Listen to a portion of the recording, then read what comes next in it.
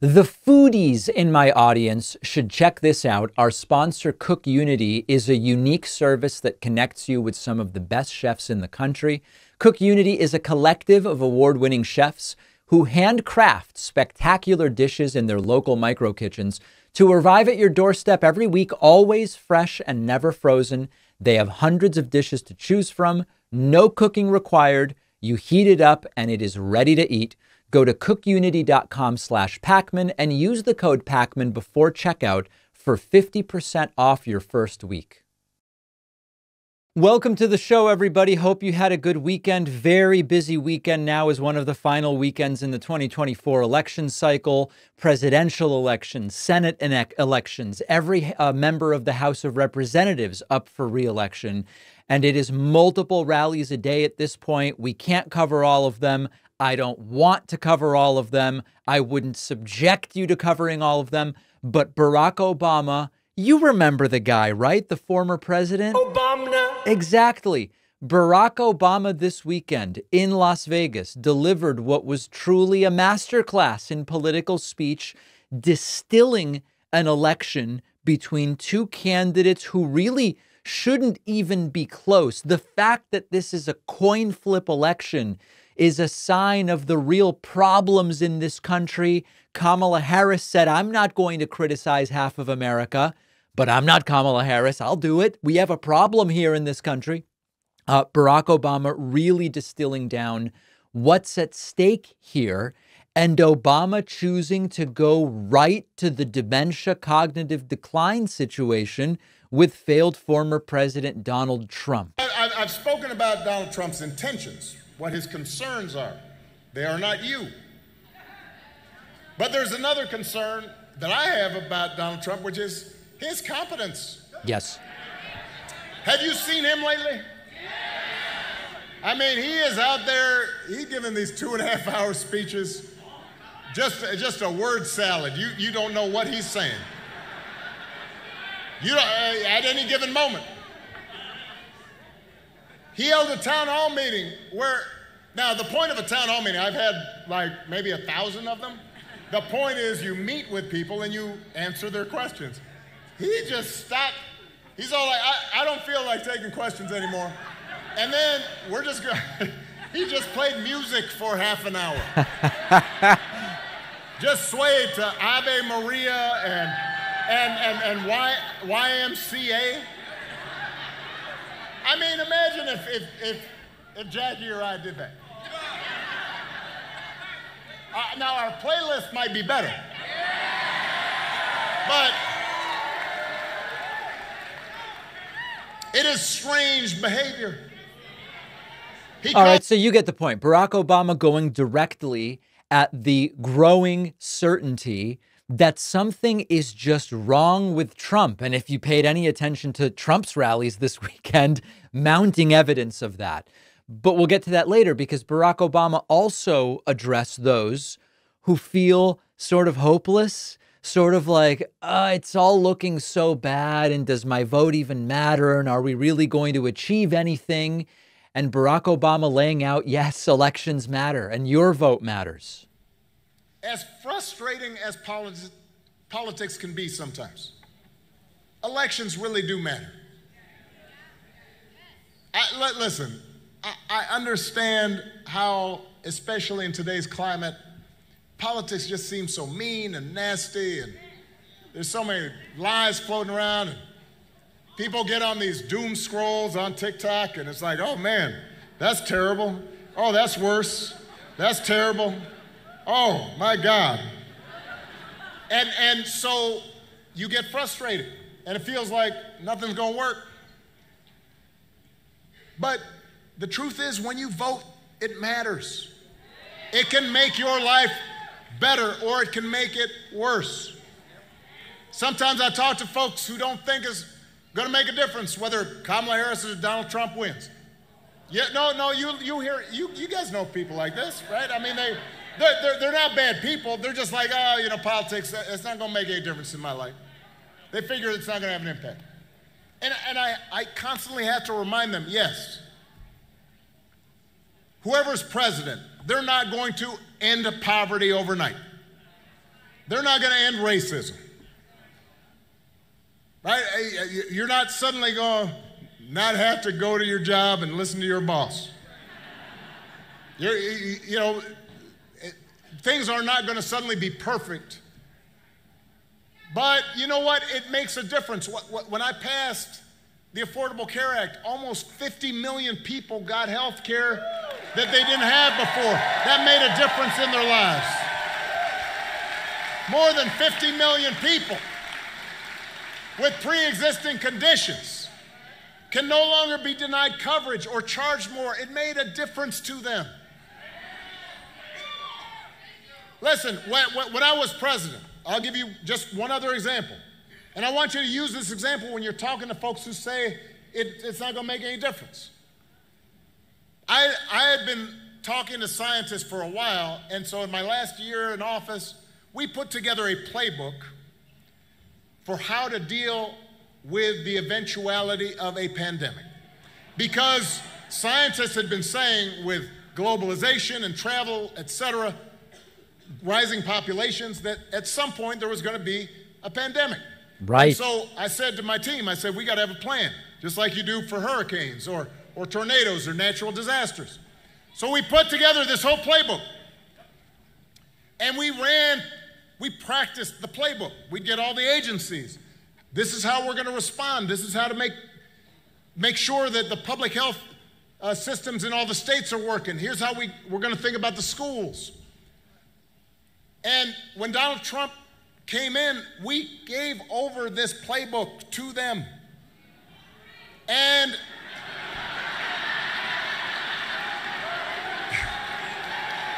I think we all know what happened with that playbook. This is a really good call for civic engagement. And as I often say to people when they think they've got this, you can't defeat this gotcha. When did these elections ever come down to one vote? Well, I think there are a couple of examples of elections that came down to one vote. There are certainly precincts that came down to one vote, but think a little more about that idea. When would my vote alone make a difference? Let me frame it a different way. A lot of people have that thought. It's not just you sitting there going, when would just my vote make a difference? If you think of all of the people to whom that occurs, if that whole group stays home, if everybody who says to themselves, should I vote? When did it come down to one vote? If that whole constituency stays home, now you have an election flipping constituency that is saying, I'm not going to vote because it's never come down to one vote as far as I know. That entire group swings an election depending on whether they stay home or they go out and they vote. Barack Obama also talking during this event about spending a long time cleaning up the mess of Republicans and then what he handed to Donald Trump when Donald Trump took over. Yeah, it was good because it was my economy.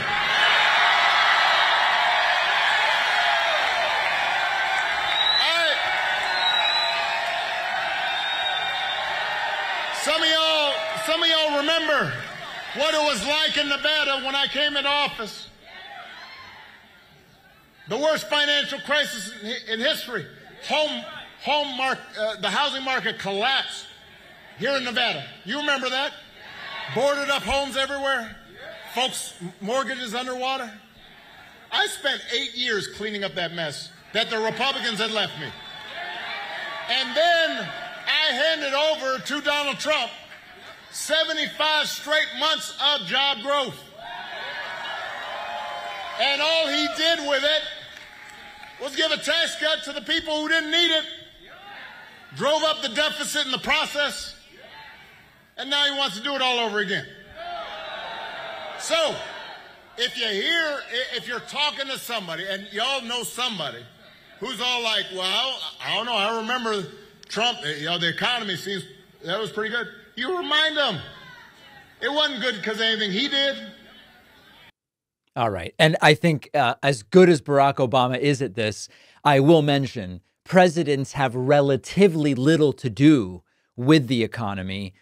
the American economy tends to move more or less in parallel with the economies of our Western democratic allies, although it's worth mentioning that when you look at, for example, inflation, the period of high inflation and then lower inflation during and after the pandemic, even though these economies were moving in tandem, we had lower peak inflation and a faster decline in the United States. And so certainly on the margins, presidents make a difference. But Barack Obama doing a very good job of pointing out all of these stories about how Democrats are terrible for the economy and Republicans are great for the economy. Not only do the facts not bear it out, but they aren't even really being honest about what the history is. Few people as good at this as Barack Obama is, and hopefully he'll be on the campaign trail heavily between now and November 5th, and I believe that that is indeed the plan. Why is right-wing comedy so terrible? It's a question we've been asking for a long time. I have some thoughts. I have some principles, some guideposts that I believe will be illuminating as to why right-wing comedy is just so crappy. But in order to remind ourselves what we're talking about, this is tough to watch. I have a video from Mike Flynn's QAnon crypto-fascist rally in North Carolina. This is, quote, comedian. I use that term so loosely. Quote, comedian Jim Brewer. He's doing an impression of Kamala Harris. If you're watching, you will see that there are people in hysterics in the crowd. Incredibly sheltered people, I have to imagine. This will be our jumping off point to resume this. I find it a very interesting question culturally and sociologically. Why is right-wing comedy, so-called comedy, so damn bad? And Jim Brewer, if you're ever looking for an answer to that question, a good place to start is with Jim Brewer. Here is comedy from Jim Brewer, right-wing comedian. So the Fox guy goes, 70% of America says we're heading in the wrong direction. And what do you have to say to those 70% of Americans? And Donald Trump's been running.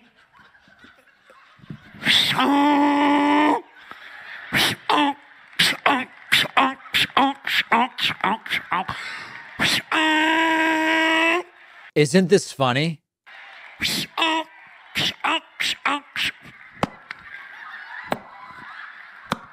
People in the crowd are close to a medical emergency from how hard they're laughing. How sheltered do you have to be to find this funny? Her handlers are coming out.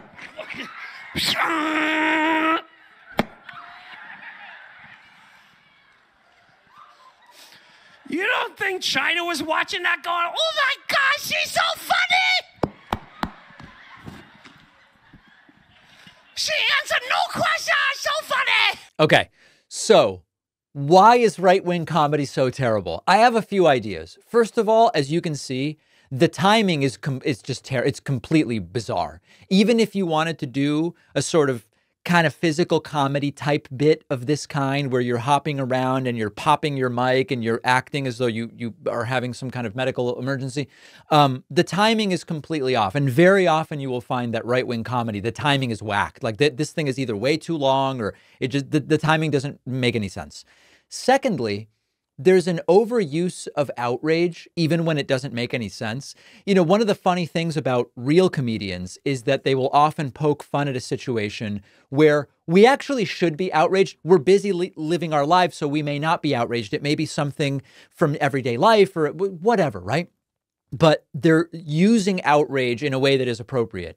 What are they even out? They're all, Jim Brewer is outraged at how Kamala Harris dares to answer questions. But like, what's the outrage? She gave a fine interview.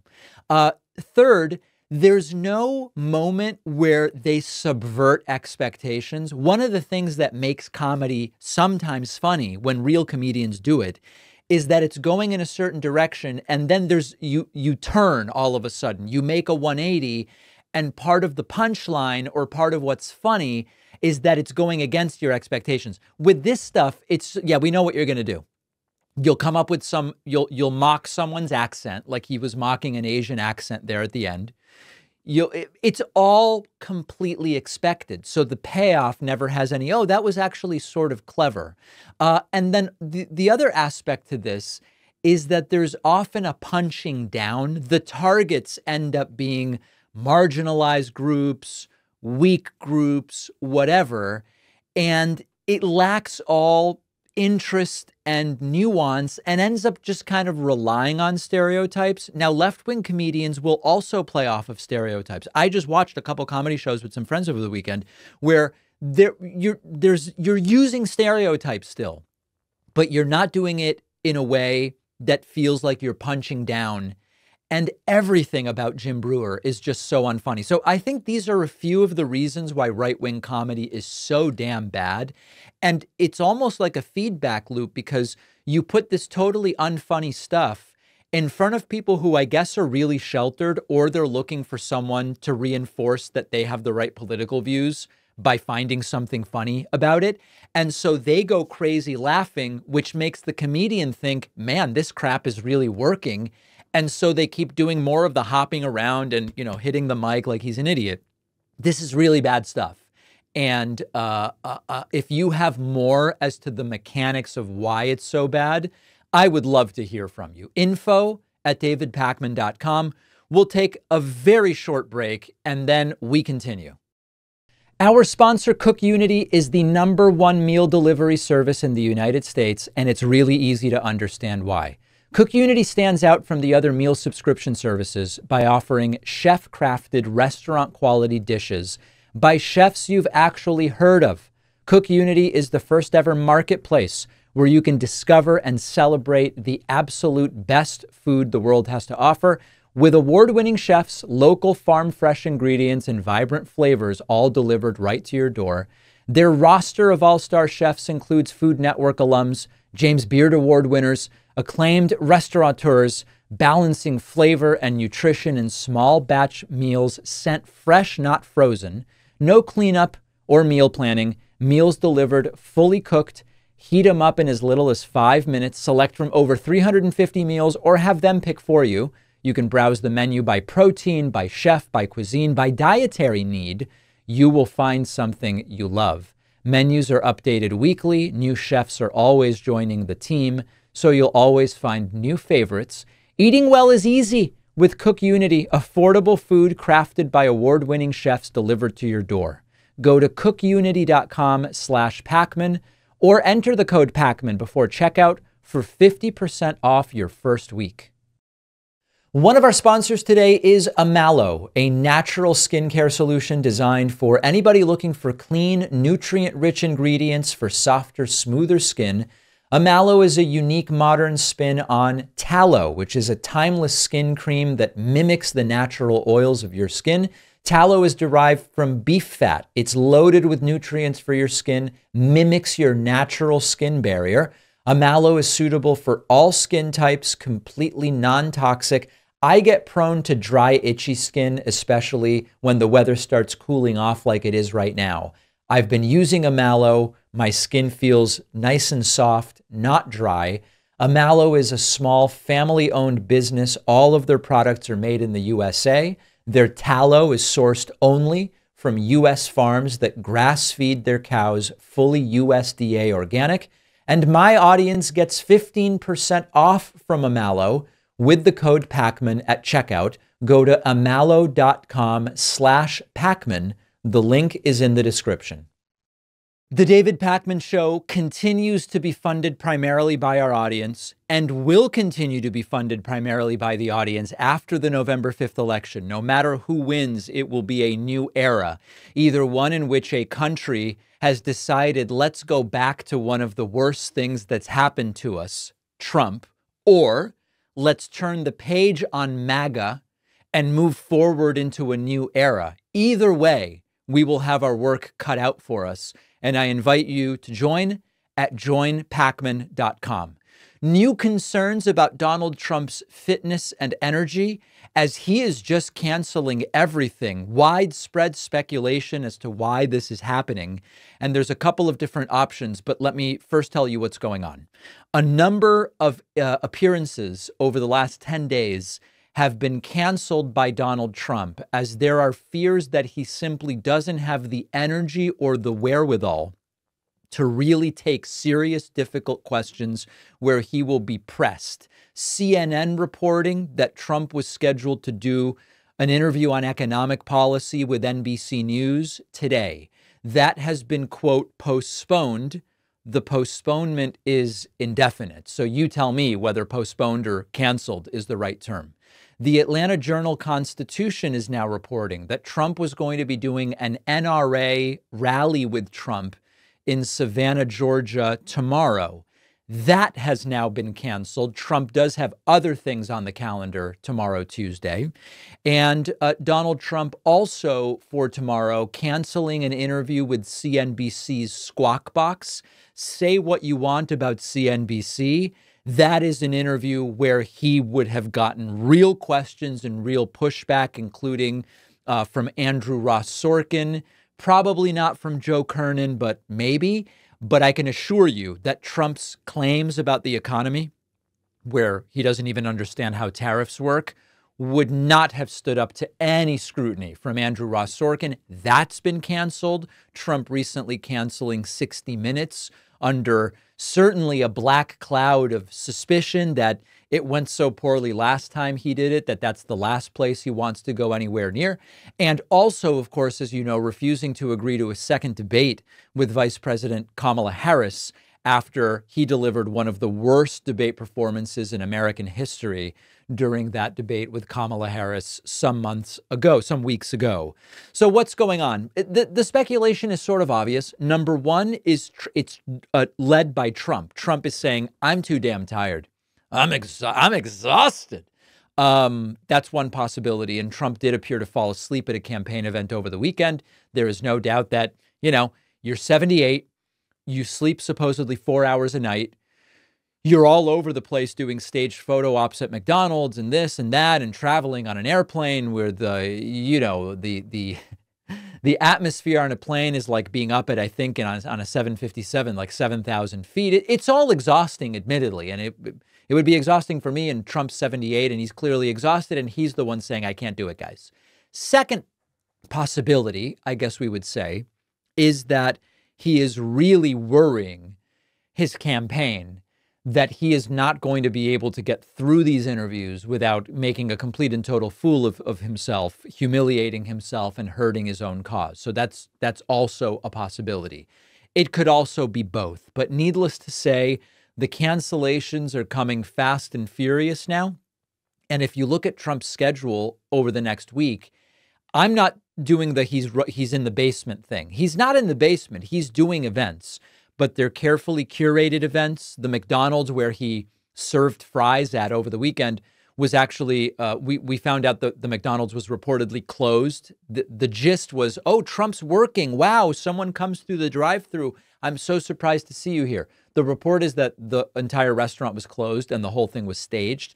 So it's all got to be cushy. It's all got to be easy for Trump at this stage of the game. And if you need a reminder as to how poorly it goes when anything goes differently than what is planned, we need only look at Trump's event over the weekend in Detroit, Michigan. Donald Trump wandered around the stage for 17 minutes after a massive verbal glitch and a disastrous audio glitch at this Michigan rally. We have not seen something like this, I think, for the entire campaign to date. And it's very different than what we've been seeing in recent rallies. So first, let me talk to you about this big glitch.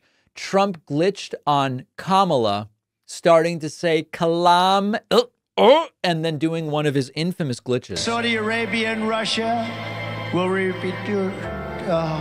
Exactly. Here is Trump glitching while trying to say Kamala's name. As a senator,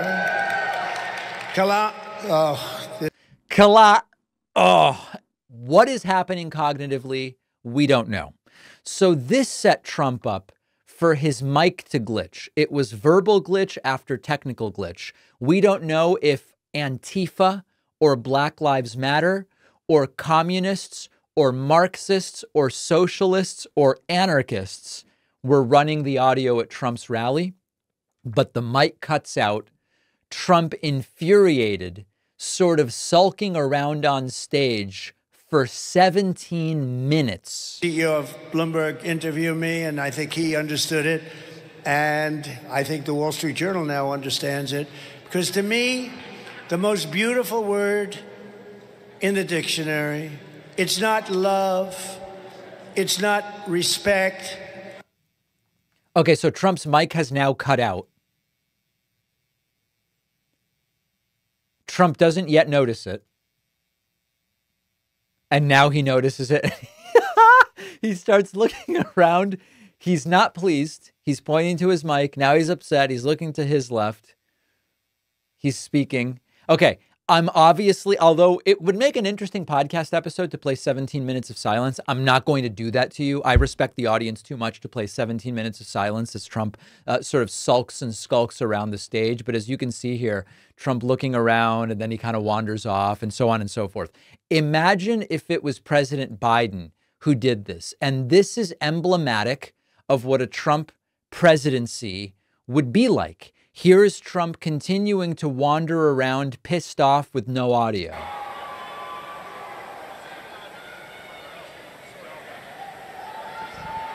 Just so that everybody who's watching right now understands what's happening, they're clearly having a microphone issue. We saw a person bring 2 microphones over to the president that were unsuccessful. Now, you know what's fantastic is they brought the mics to the president. Well, why would you hand them to Biden? This is a Trump rally. President Trump's team came to us here at RSBN to see if we could help out with one of our microphones. And our camera operator, Will Lawrence, he actually just jumped into action.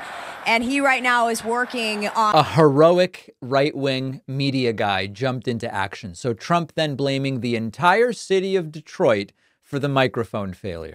And I don't want him to get up and use this crappy microphone that they sent. I don't want him to do that. I want to keep him good and healthy. Unlike Trump, I want him to have his voice tomorrow. When I get up tomorrow and I can't speak, I'm going to say Detroit did it to me. But there you go. And then a very grumpy and exhausted Trump saying he won't pay the audio bill. Thank you. So now what happens is I won't pay the bill for this stupid company that rented us this crap. Yep. I won't pay the bill, and then we'll have a story that Trump didn't pay the bill. As if Trump needed an excuse not to pay the bill, because that's his go-to. So then we get to the point where people are just leaving while Trump is speaking. This is the middle of the rally. People on stage are leaving. The border. She's a grossly incompetent person, and we go. Can't let this happen. We have to get the hell out and vote and get them out of here. Off they go. All right, so people leaving while Trump is speaking, and then at the end of the speech, Trump indicating that he is completely exhausted and blowing out his voice, which certainly doesn't contradict the allegations that he's just exhausted and he can't do this. But November 5th, 2024 will be Liberation Day in America.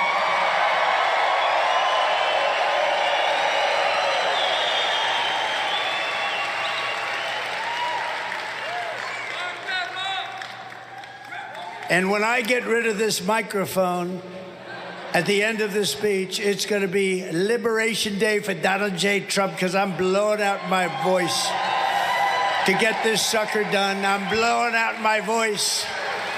But I'm going to get through this speech because you're from Detroit. We're going to turn this place around. All right, so Trump clearly struggling there with his voice, which only reinforces the claims that he is exhausted. And then with an unorthodox closing message for a presidential campaign, you don't usually see a presidential campaign closed out like this.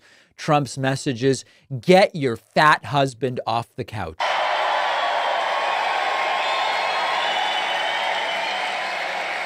Early Early voting is underway, so get everyone you know and go out and vote. Go tomorrow. It's just starting. Go and vote. Make sure you vote and bring all our friends that want to vote for us. Tell them, Jill, get your fat husband off the couch. Get that. By the way, I don't know if when he says Jill, he means Jill Biden, and he's referring to Joe Biden, which is weird because Joe Biden's of normal weight and Trump is obese. Why is he saying Biden's fat? Everything is just, every instance of this stuff is really more about Trump than it is whoever he's targeting. Get that fat pig off the couch.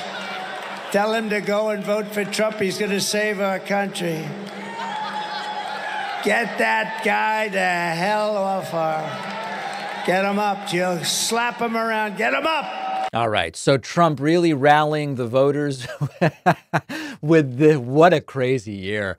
Trump really rallying the base with allegations of being fat hurled at other people and being pigs. And I mean, listen, he referred to Rosie O'Donnell as a fat pig in 2016 and he became president. So maybe he knows more than I do. And this is a good strategy, but not a typical end of campaign message. Wow. We have, let's look at this as optimistically as possible. We might only have a few more days of this before Trumpism. It goes to the dustbin of history, okay? As Ron DeSanctimonious would say. Let's hope that that's where we are and it's just a couple more weeks and then no more. We will take a break. Please make sure you're subscribed to the YouTube channel, youtube.com/The David Pakman Show. And there is much more to discuss after this, including another accidental death of a Russian oligarch who he seems to have fallen out of a window. It's crazy. Don't forget that the best way to support the David Pakman Show is by becoming a member, which gives you access to the daily bonus show, the regular show with no commercials. You also get access to our entire archive of every episode dating back a really long time, and plenty of other awesome membership perks. Go to joinpakman.com, joinpakman.com. Well, at another whacked out town hall style rally in Lancaster, Pennsylvania, Donald Trump strongly denied that he has any cognitive issue, nothing wrong with his brain, nothing wrong with his memory, just moments after completely forgetting the name of the woman interviewing him. Oh, it just, you can't write this stuff. You really can't. Here is Donald Trump showing his insecurities, showing what he is worried about, saying, I have no cognitive problem. I have no cognitive, insisting. And Sage Steele, the host and anchor of this event, I don't know that she seems totally convinced, even though she's a right-winger. But the one thing they said that was great, we've watched this guy for 20 years. The one thing we know is that he's got no cognitive problem. I have no cognitive. She may have a cognitive problem, but there's no cognitive problem.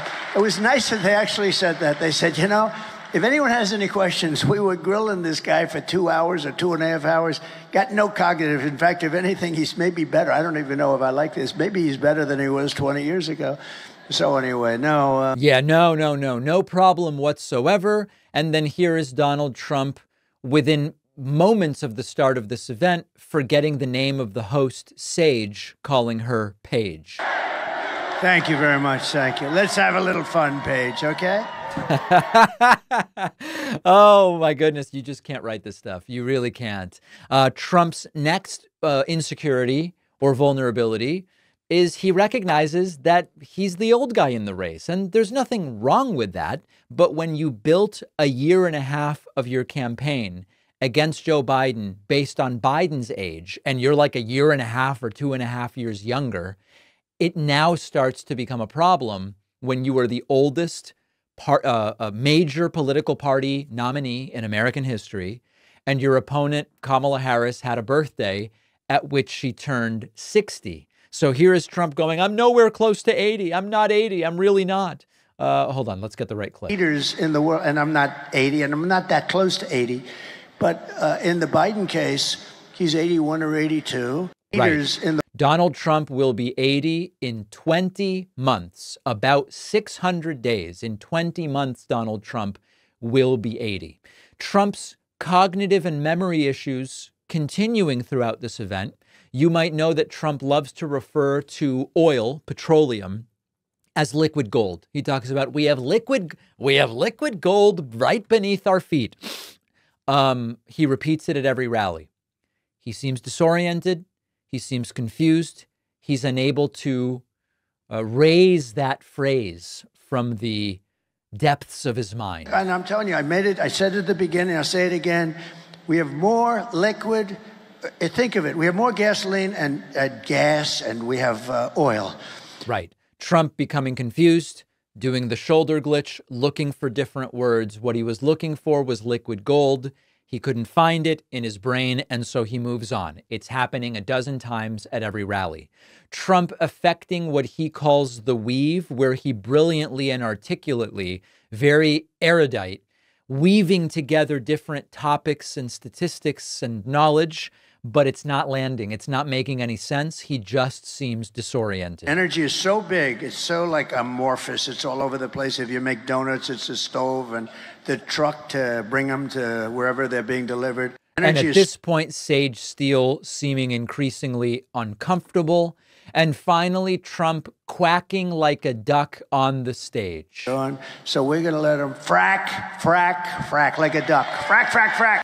Frack like a duck. There you go. Donald Trump doing impressions. So the crowd at this one, not particularly engaged. And one of the really interesting things that's going on is you see the push-pull between Trump and his campaign. The campaign is thinking to itself, this is my speculation, of course. This entire show is my speculation at the end of the day.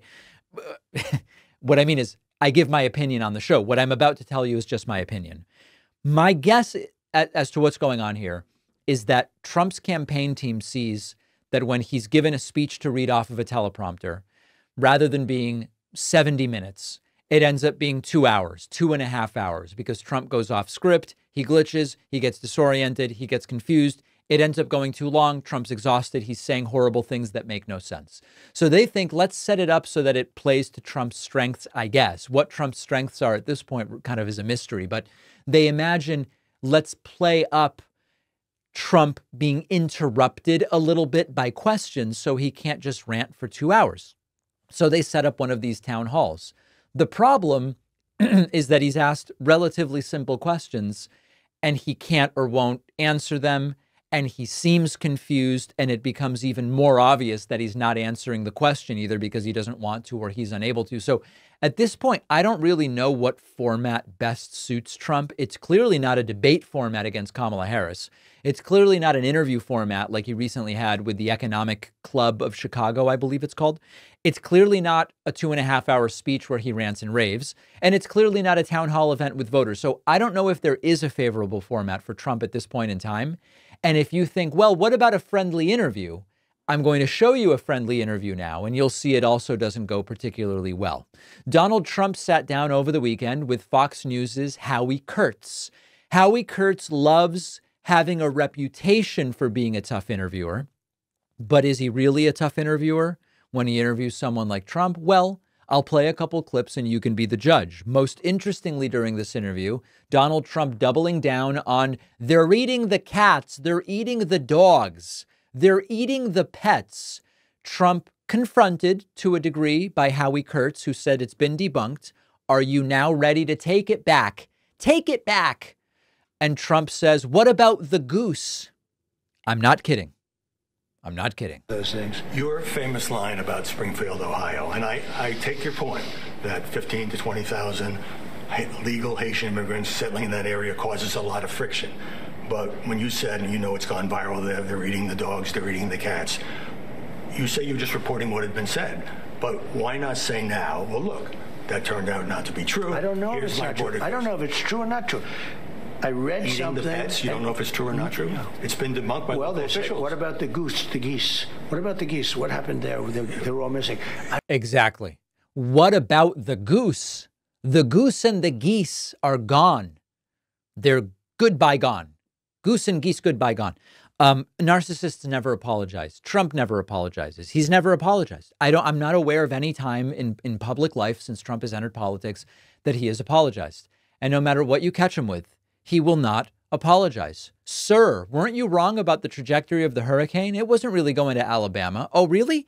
Here's a map with a Sharpied in bubble, and it shows that this is the direction. But didn't you write that in yourself just now? No, this is from meteorologists. Narcissists never apologize. And if you're wondering, a goose, what is he talking about?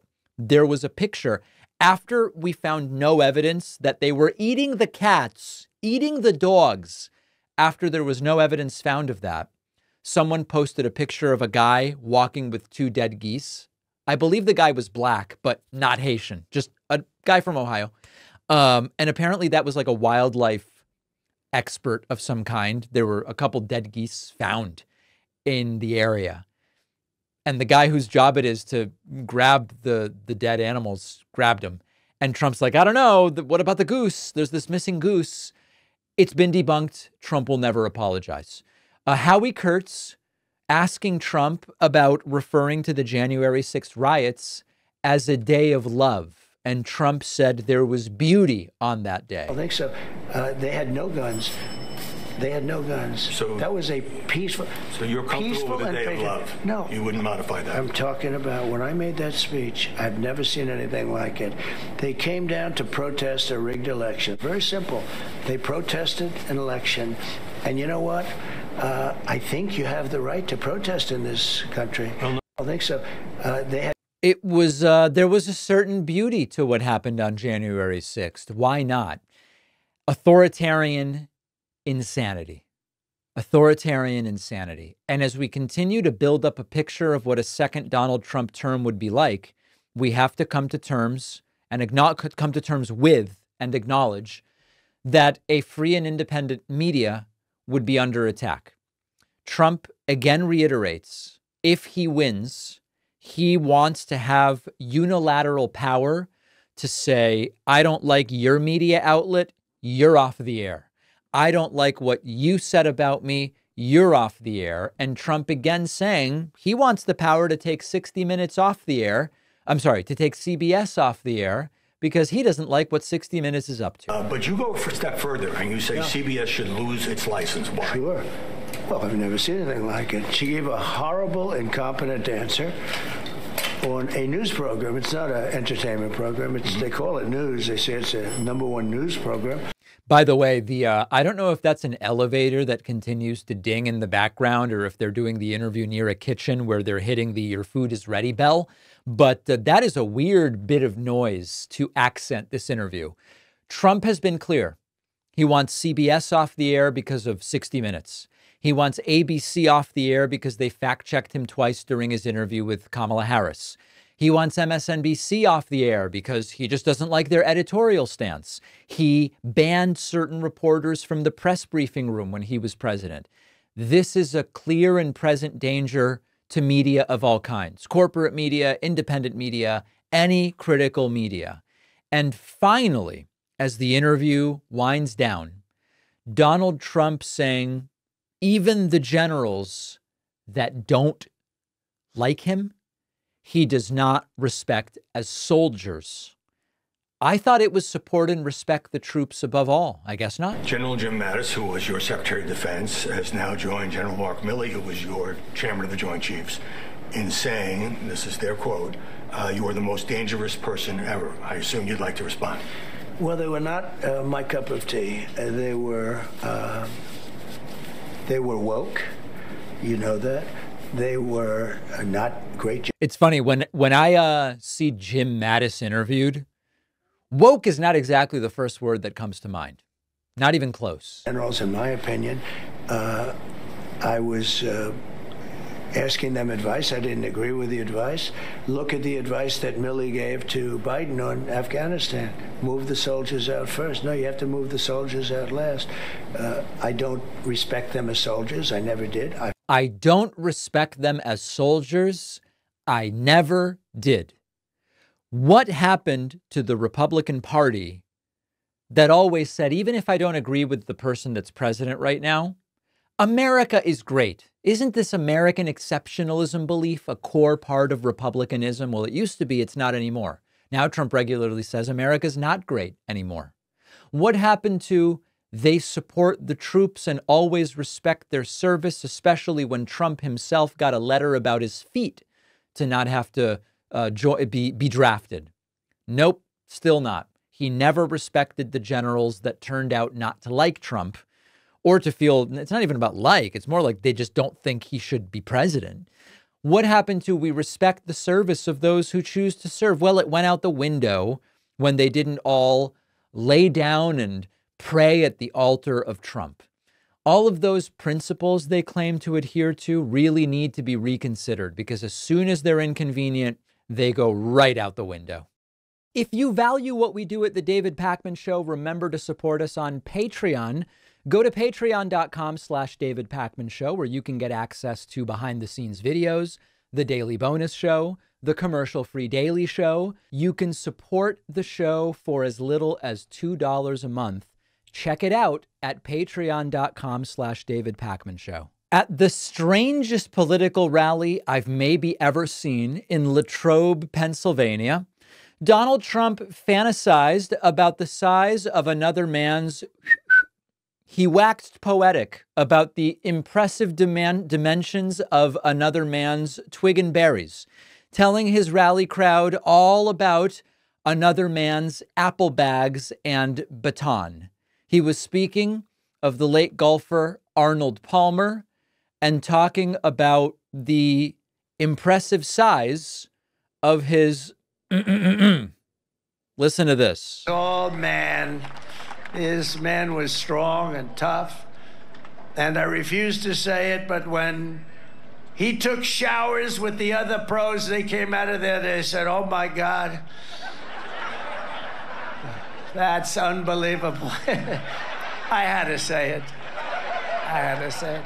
We have women that are highly sophisticated here, but they used to look at Arnold as a bad, but he was real. Yeah. Trump is as coherent as he is going to be from this day forward. On this day in Latrobe, Pennsylvania, this is the peak relative to a week from now, a month from now, a year from now. He's going to get more incoherent. He's going to get more sociopathic. He's going to get more paranoid, delusional, and deranged. And even though the part of the Arnold Palmer rant that got the most attention was the discussion of the size of his member, Trump went on about Arnold Palmer for 5 minutes, 10 minutes. Other than the penis size portion, the crowd was basically dead. This is weird even by Trump standards. Hollywood stars, and it became the biggest of those companies like William Morris and all of them. And it was all because of Arnold. Arnold owned a big piece of it. Arnold was a very rich man. And I said to Arnold, I got to know him when he was 69 years old. And I played pretty much with him, a lot of them. And as he got older, you know, when you get older, you start to lose a thing called distance. And I'm a good golfer.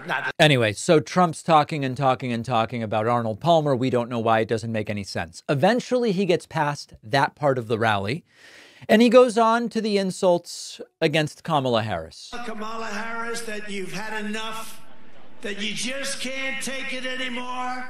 We can't stand you. You're a shit vice president. The worst. You're the worst vice president. Kamala, you're fired. Get the hell out of here. You're fired. Get out. Now, as you can tell, this rally also plagued by audio issues. And as is always the case with these people, there's probably some broader explanation as to why the audio is just a disaster. But we were able to hear him say that Kamala's a shit vice president, as Donald Trump said there. Maybe the most horrifying, I want to use the term policy, but is this even policy? Maybe Trump's most terrifying suggestion from the Latrobe, Pennsylvania rally was when he said that if he doesn't like a state law, he'll just overturn it. Like, for example, there's California election law that Trump doesn't like. He says he'll just overturn it.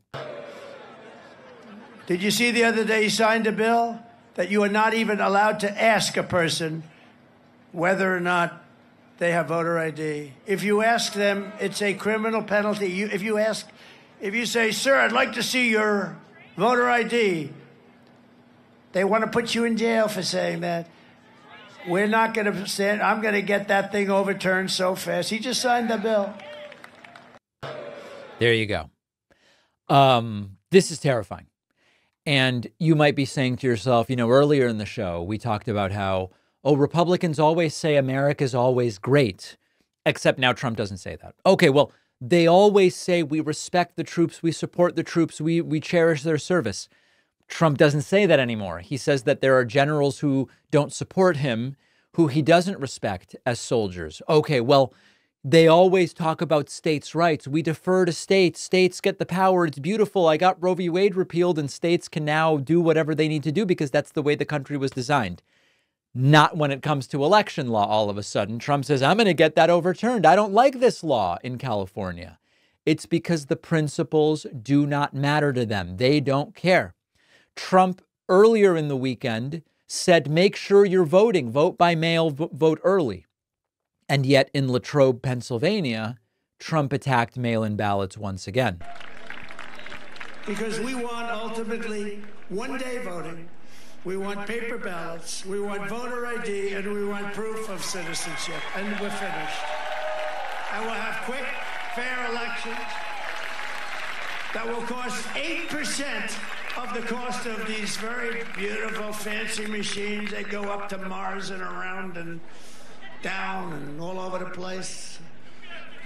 You ever see this? Where the machines, we spend all this money on machines, and then they announce, we expect to have the results like 7 days after the election. If you had paper ballots, you get them at 10 o'clock. France went to paper because what we did didn't work. The mail-in ballots didn't work. France had them, and you know what? Didn't work. So Trump is attacking mail-in ballots, yet here he is in Arizona just a few days ago saying, hey, vote by mail. Early voting by mail and in person opened in Arizona earlier this week. So if you have a ballot, return it immediately. And if not, go vote, get your you-know-what up and vote. There you go. So mail-in ballots are bad or mail-in ballots are good. Who the hell knows? Who the hell cares as long as Trump wins? And then finally, Donald Trump ending the rally with his now notorious double jerking dance. You will also notice the audio completely degenerating. I can't tell if the audio is out of phase. I can't tell if there is some kind of strange feedback loop or a microphone put up to a mic. I don't know. Here is a very problematic song playing in terms of the audio. The song is fine. And Trump doing his now infamous dance.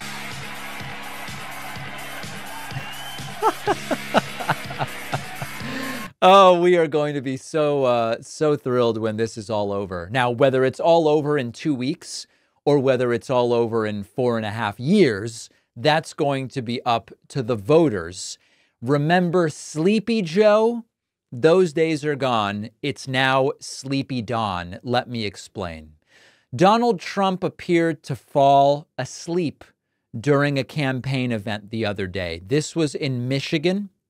This only reinforces the belief that Trump is absolutely exhausted and simply not up to it. Here is video where Donald Trump is unable to keep his eyes open.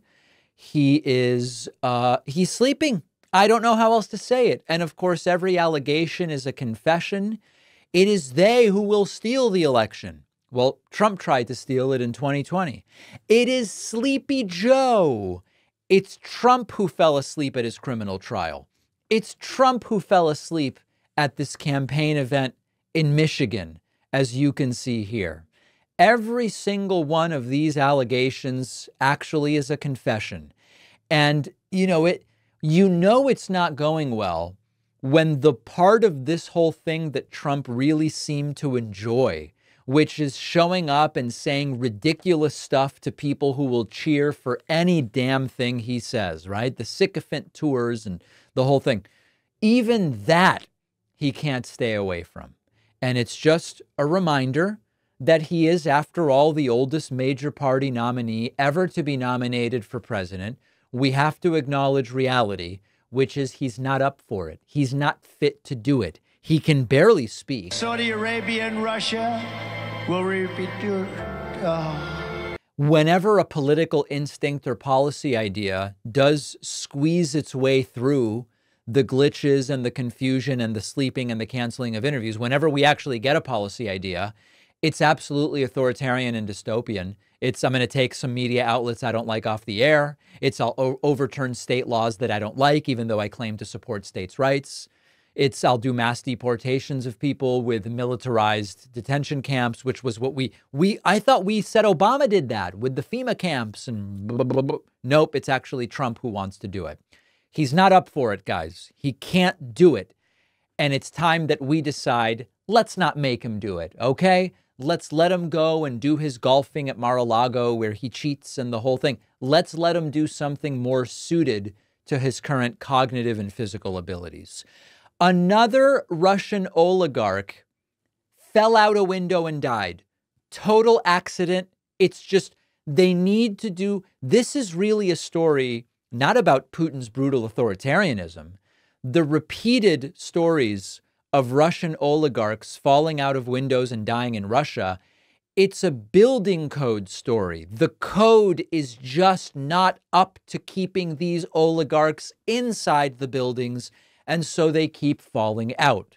Nearly a dozen Russian energy executives have died in what we would call mysterious or suspicious circumstances over the last 2 years. Newsweek reports Russian oligarch found dead in Moscow after falling out of a window. Former senior energy industry executive was found dead following a suspected suicide. The latest, that's according to Russian state media. This is Mikhail Rogachev, 64. He was the former VP of the disbanded energy firm Yukos. He died after falling from a window. Law enforcement source said that his body was found on the street in the Russian capital and that, quote, the main version of his death is suicide. The man suffered from cancer. I guess the implication that he couldn't take his condition due to the cancer anymore and decided to take his own life. The Telegram channel VCHK OGPU, which claims to be linked to Russian intel, says that while he did have health problems, they weren't critical. He was in touch with his family. There was no reason at all to suspect that he might take his own life. Scattered papers were found on the floor of his residence where he blamed his doctor for a botched operation from 2018. The Telegram channel says his body was found by a driver of the former deputy director of Russia's intelligence service, the SVR. A lot of you I know often say, David, why do they make it so obvious? They always accidentally fall out a window or it's a suicide. What's going on here? That's the point. It's intentional. If they don't make it obvious, people might assume it really was an accident when it obviously was not an accident. And the fact that it keeps happening is meant to remind us of the power that they have. They are sending a message. If you consider stepping out of line, then you might fall out of a window. And the method also isn't an accident because it's relatively easy to shoot someone. It's a little bit less easy to stab someone or to poison someone, but there is a physical strength requirement to throw someone out of a window.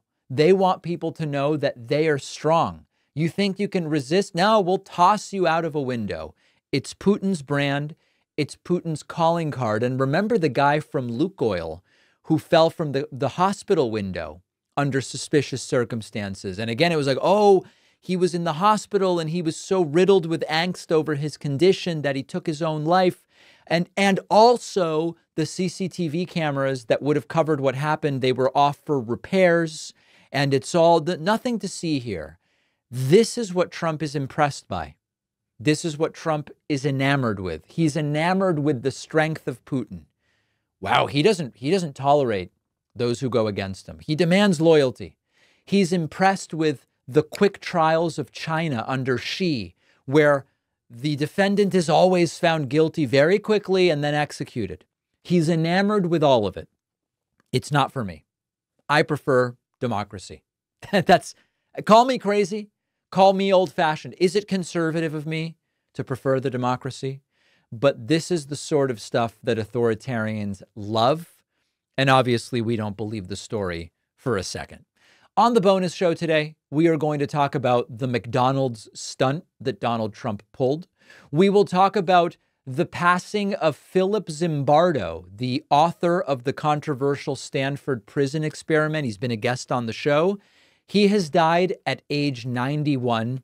And we will also discuss Elon Musk now dumping $1 million a day in Pennsylvania to someone who signs his stupid petition. Is this even legal? The answer is, of course, probably not. But who's going to enforce it? All of those stories and more on today's bonus show. Don't miss it. Sign up at joinpacman.com. And also remember to pre-order my forthcoming book, The Echo Machine. You can get it at davidpacman.com/echo, on Amazon, Barnes & Noble, audiobook format, ebook format, wherever you get it. Remember to afterwards go to davidpacman.com/free book stuff to get the free goodies that come with pre-ordering the book. davidpacman.com/echo. I'll see you on the bonus show. I'll be back tomorrow.